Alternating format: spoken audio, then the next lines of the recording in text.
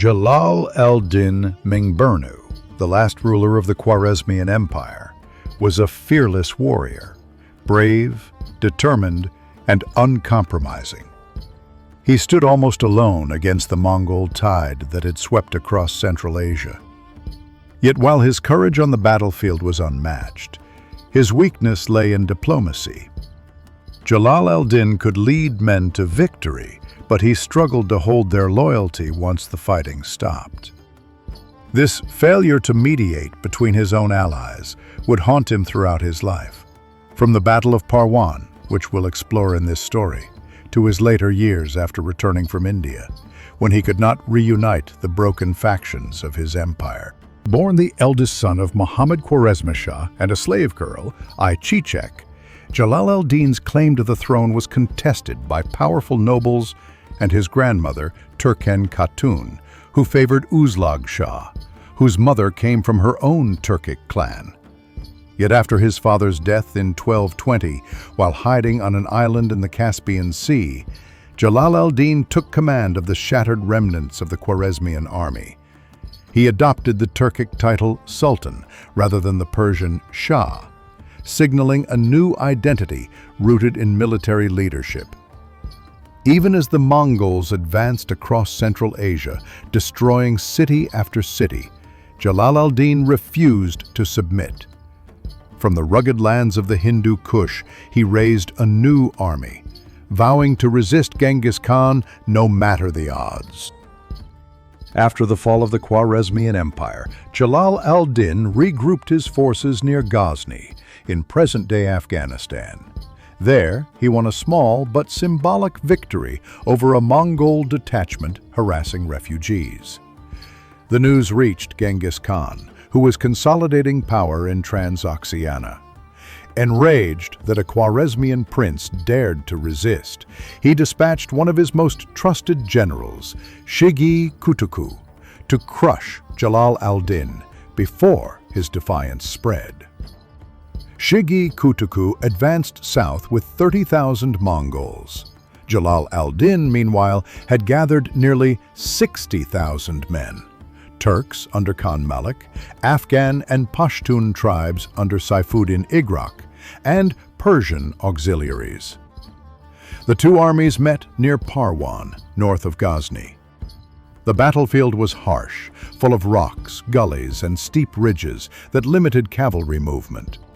Jalal al-Din chose his battlefield wisely. Parwan's rugged ground neutralized the Mongols' greatest strength: speed and mounted archery. By forcing them into close combat on narrow slopes, he stripped them of their mobility.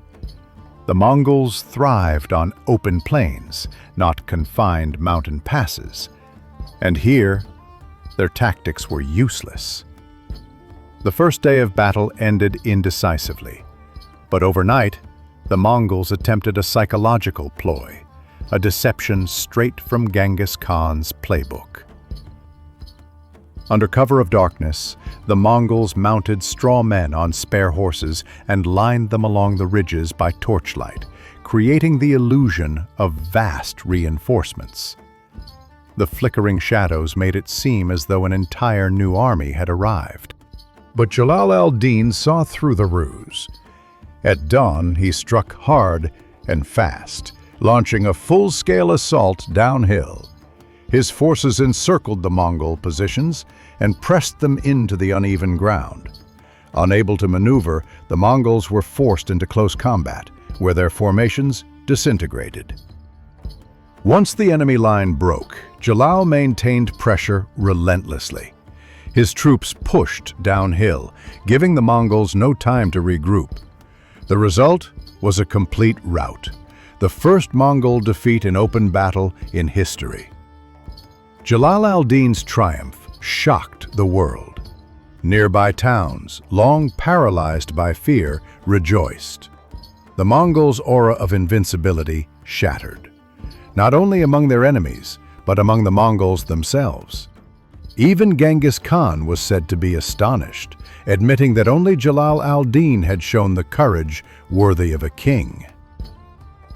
Word of the victory spread quickly. Cities like Merv, Herat and Balkh began to stir in rebellion, daring to hope that the Mongols could be resisted after all.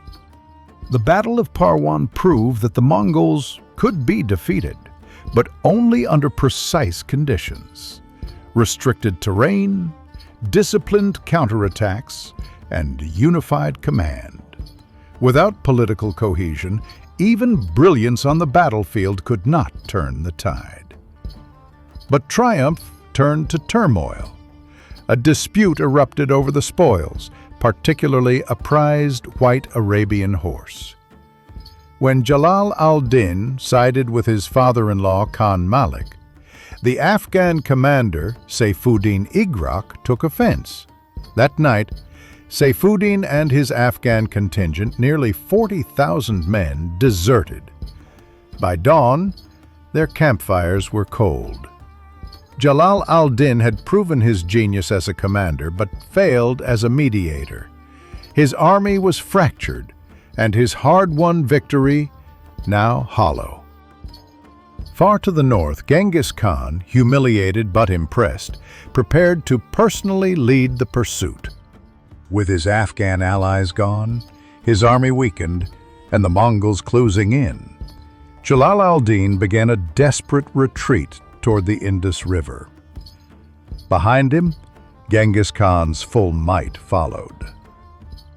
At the banks of the Indus, Jalal al-Din would face the great Khan himself. There, his courage would become legend. But that is a story for the next video. If you found this story fascinating, subscribe to Warology for more on Genghis Khan's campaigns and the wars that changed the world.